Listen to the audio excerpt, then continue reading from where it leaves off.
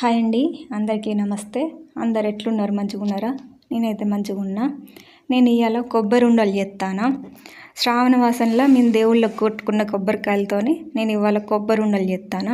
దీనికోసం నేను 2 కొబ్బరి చిప్పలను తీసుకొని మొత్తం అందులోకెళ్ళి కొబ్బరిని తీసుకొని తర్వాత దానిపైన ఉన్న నల్లటి పాటును కూడా తీసేసి వాటిని చిన్న చిన్న ముక్కలుగా కోసుకున్నా. తర్వాత వాటిని మిక్సీ జార్లో వేసుకొని మిక్సీ పట్టుకున్నాక ఆ తురుముని మనం ఎంత అయిందో కొలుచుకోవాలి. 1.25 కప్పు అయింది. తర్వాత పొయ్యి మీద ఒక గిన్నె పెట్టుకొని అందులో నెయ్యి వేసుకొని ఈ కొబ్బరి తురుమును వేయించుకోవాలి. అట్లనే ఇంకొక పొయ్యి మీద బెల్లాన్ని కరిగించుకోవాలి. 1.25 కప్పు కొబ్బరి తురుము తీసుకున్నా కాబట్టి నేను ఒక 1/2 కప్పు బెల్లం తీసుకుంటున్నా. 1/2 కప్పు బెల్లం గిన్నెలో వేసుకొని కొద్దిగా నీళ్ళు పోసుకొని వేడి చేసుకోవాలి. ఇప్పుడు నెయ్యిలా కొబ్బరి తురుము వేగినాక అప్పుడు ఈ బెల్లాన్ని అందులో పోసుకోవాలి. బెల్లం నీళ్ళని ఇనుప జాలీలో పోసుకోవాలి. అట్లయితే వేడి పోసుకున్నా కూడా ఏం కాదు.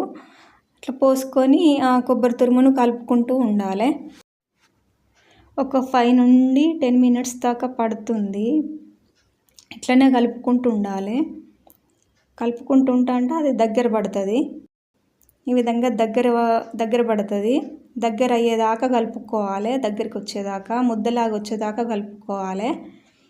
తర్వాత ఇందులో యాలకుల పొడి వేసుకొని కలుపుకోవాలి. ఇట్లా మొత్తం దగ్గరికి వచ్చేదాకా కలుపుకోవాలి. కొంచెం ముట్టుకొని చూస్తే బంక తగులుతుంది. అప్పుడు స్టవ్ ఆఫ్ చేసుకోవాలి. స్టవ్ ఆఫ్ చేసుకొని కొద్దిగా గోరువెచ్చగా అయ్యేదాకా చల్లారనివ్వాలి. తర్వాత చేయికి నెయ్యి రాసుకొని కొబ్బరి ఉండలు చేసుకోవాలి. మనం వేయించుకున్న నెయ్యి ఉంది కదా, అది కూడా ఉంటుంది కొబ్బరిలో.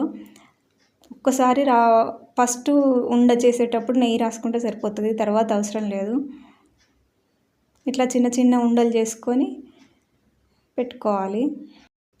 అంతే, కొబ్బరి లడ్డు రెడీ అయిపోయింది. మీరు కూడా మీ ఇంట్లో చేయండి. ఈ వీడియో కనుక నచ్చినట్లయితే నా వీడియోని లైక్ చేయండి. మీ ఫ్రెండ్స్కి ఫ్యామిలీకి షేర్ చేయండి.